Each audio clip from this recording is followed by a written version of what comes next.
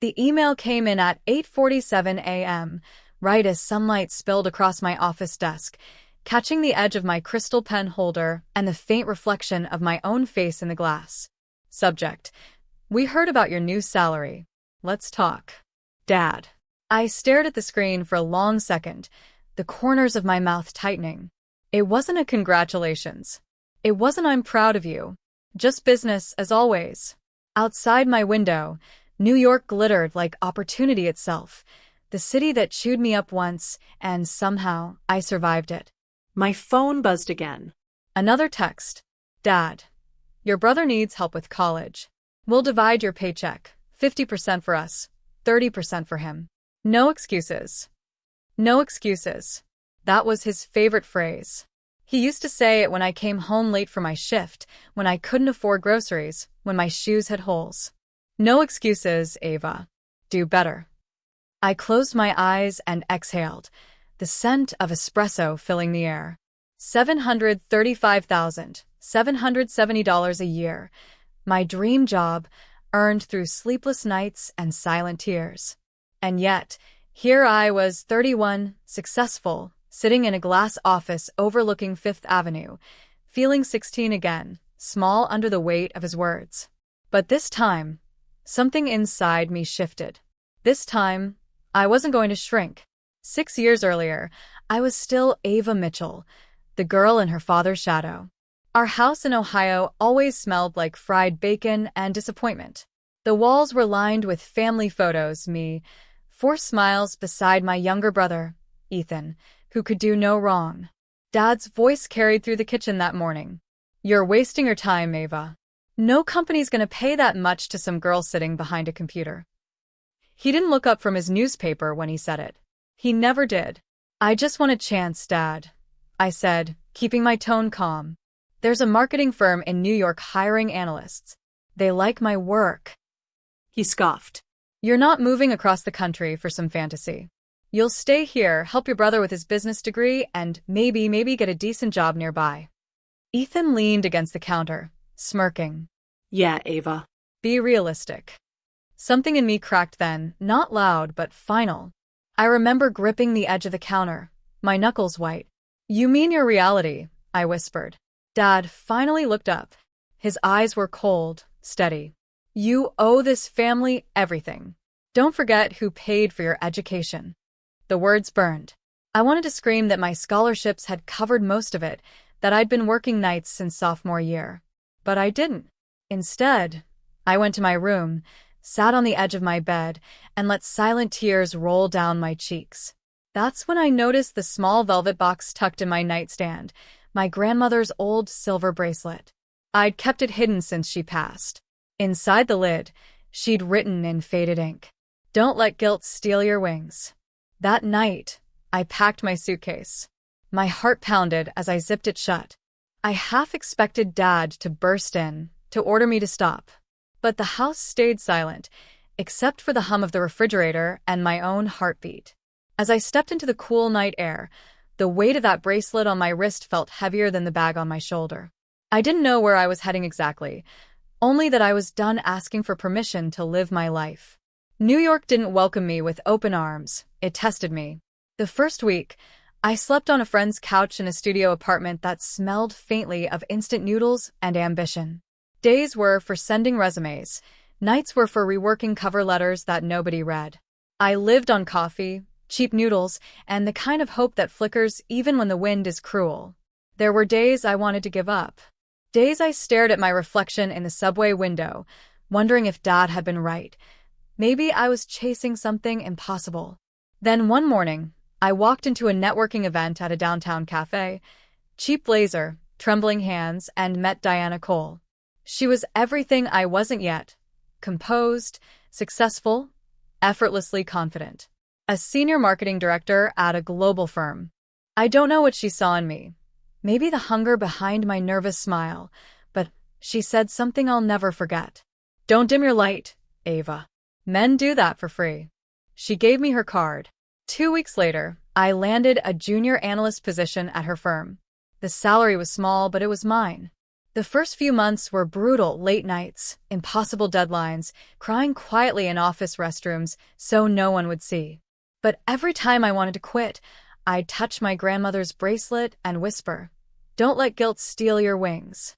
Slowly, things shifted. I learned, adapted, pushed harder than anyone else. The moment my first report impressed a major client, Diana smiled and said, "That's the Ava I saw the first day." After that, promotions came not fast but steady. Each raise felt like a quiet rebellion, a victory I never posted about.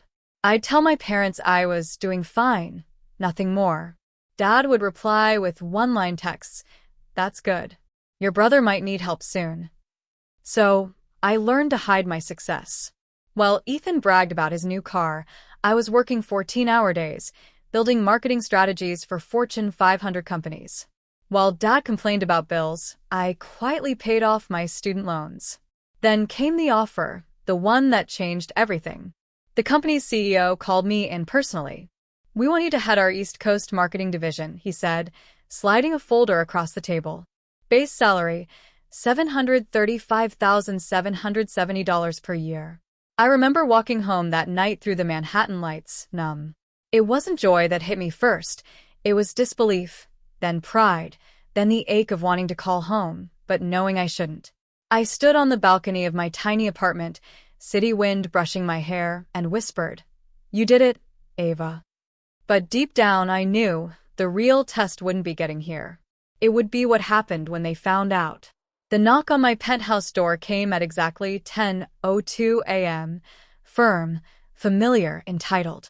I already knew who it was. I'd received his message the night before. "We'll be there in the morning. We need to discuss the money situation for the family." The family. It sounded less like love and more like a business arrangement. When I opened the door, there they were, Dad, in his worn-out leather jacket, and Ethan, tapping on his phone like the world revolved around him. Mom stood a few steps behind them, eyes down, clutching her purse like she wasn't sure if she should be proud or afraid. Dad's eyes swept across the room, the floor-to-ceiling windows, the abstract art on the walls, the quiet hum of the city below. "So this is where all that money went," he said flatly. "It went into my work," I replied, calm, measured. "Not into this place. This came later." He grunted, walking in like he owned the air. I breathed. "Sit down," he ordered, as if I were still 16. I stayed standing. Ethan glanced around, smirking. "Nice view, sis. You really scored big, huh?" I felt my pulse quicken but kept my tone even. "I worked for it, Ethan." Dad cleared his throat. "We've been talking. You make more than enough now. 50% should go to us. We raised you after all. And 30 for your brother. He's still trying to find his footing. That leaves you with 20. More than enough for a single girl." The silence that followed was sharp, like glass. For a moment, all I could hear was the faint ticking of the clock on the wall, each second counting down the years I'd spent earning their approval. Then I smiled. Just slightly. "Dad," I said softly, "do you have any idea what I actually do?" He frowned.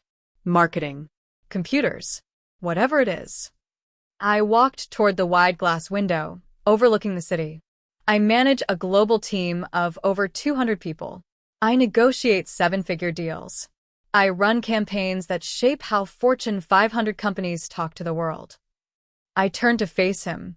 "You told me no one would ever pay that much for a girl behind a computer. Turns out, they pay me to lead them." Ethan snorted. "So? You still owe us.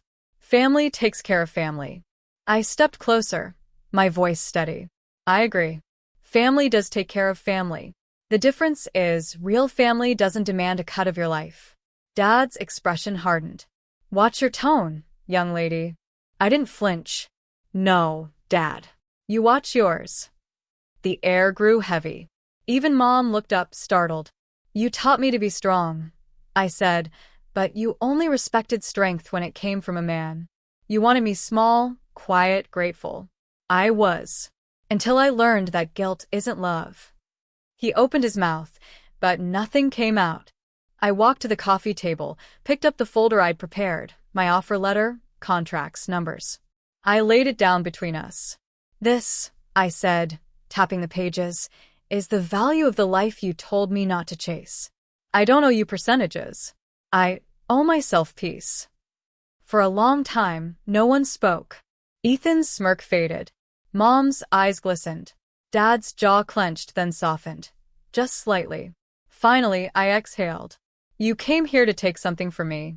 But maybe what you really needed to see was who I became without your permission. I slipped my grandmother's bracelet off my wrist and placed it gently on the table. You wanted half my income, Dad. I'll give you something better, the proof that I made it. You raised a daughter who no longer breaks when you say she should. The silence that followed wasn't awkward. It was freeing. For the first time, I saw it, not arrogance in his eyes, but confusion. Maybe even pride, buried deep under years of control. And for the first time, I didn't need his approval to see my worth. For a long moment, no one moved. The silence sat between us like an uninvited guest. Dad finally exhaled, his voice quieter this time. Ava, we didn't mean to upset you. We just thought. You thought my success belonged to you. I finished softly. Like my choices, my time, my dreams. He looked down, jaw tightening. Ethan shifted uncomfortably in his chair. I leaned forward, elbows on my knees, voice steady but warm. I'm not here to cut ties. I'm here to redefine them. Their eyes lifted toward me. I'll help, I said, but not the way you expect. Dad frowned. What do you mean? I stood, walking to my desk, the one with my nameplate that read, Ava Mitchell, Director of Global Marketing Strategy. I ran a hand over its surface before turning back to face them. Dad, I said gently, you don't need 50% of my paycheck. You need to learn what respect looks like between adults. You raised me to work hard. That part I'll always thank you for. But you also raised me to believe love had to be earned by obedience. That ends now. He blinked, speechless. Ethan, I continued, turning toward my brother, you're 26. Smart, capable, but lazy because the world's always cushioned your fall. You want help? Fine. I'll fund your first 3 months of living expenses in New York if you get a job and stick with it. After that, you're on your own. He stared at me, stunned. You'd really do that? I'd really believe in you, I said softly. But you have to start believing in yourself first. Mom finally spoke for the first time, her voice trembling. Ava, your father just worries. He doesn't know how to let go. I smiled at her, a sad, understanding smile. I know, Mom, but he has to try. Otherwise, we'll keep mistaking control for care. Dad shifted uncomfortably, his hands clasping and unclasping. And what about us? I took a slow breath. You and Mom deserve comfort, not control. I'll help you both find that, but not by writing checks. I'll pay off the rest of the house mortgage. After that, you'll have no debts. But the rest of your life? That's yours to live without depending on mine. His lips parted like he wanted to argue, then closed again. I'm not punishing you, I added. I'm protecting what I built. And I'm giving you something more valuable than money. A chance to rebuild this family on respect, not expectation. Ethan nodded slowly. Mom's eyes welled up. Dad's face softened, the stubborn pride flickering under the weight of something he hadn't felt in years. Humility. I stepped back, folding my arms lightly. You once told me I owed this family everything. Maybe that was true once. But now, the best thing I can give you isn't half my salary. It's the version of me who finally knows her worth. The room stayed quiet for a while. Then Dad simply said, You've changed. I smiled faintly. No, Dad. I just stopped apologizing for it. It's been 6 months since that morning. The bracelet, my grandmother's bracelet, sits now in a glass box on my bookshelf next to my first business award. Some days, when the city quiets and the sunset paints my office in gold, I catch its faint reflection and smile. Dad calls sometimes not to demand, just to talk. He tells me about the garden he finally planted behind the house, how the tomatoes are coming in thick this year. He doesn't mention money anymore. I think he's finally learned that silence can be respect, too. Mom sends pictures, her smiling beside new curtains, a dog they adopted from the shelter. She signs her texts with hearts now. It's strange how small things can feel like forgiveness. And Ethan? He surprised me most. He took that 3-month chance I gave him and ran with it. Got a job at a tech startup.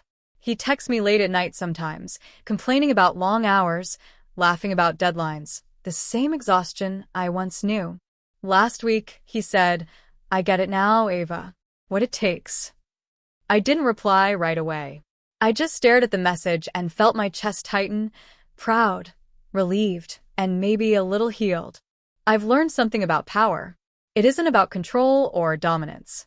It's about peace, the kind that comes from knowing you built yourself, brick by aching brick, and didn't let guilt take it away. Every scar my past gave me turned into armor. Every no I heard became the sound of a door I built myself. And now, when I walk into my office, the one with my name etched on the frosted glass, I don't feel small anymore. I feel whole. I sometimes imagine my grandmother sitting across from me, that same knowing smile on her face. I reach out and touch the bracelet's silver surface, whispering the words she once wrote. "Don't let guilt steal your wings." I didn't. And now I fly freely. The world still sees my salary as the story, $735,770 a year. But the truth is, that number isn't my worth. My worth is knowing I can stand in front of the people who once doubted me and love them anyway, without losing myself. Because I've learned, the richest kind of success is peace. They wanted my paycheck. I kept my power.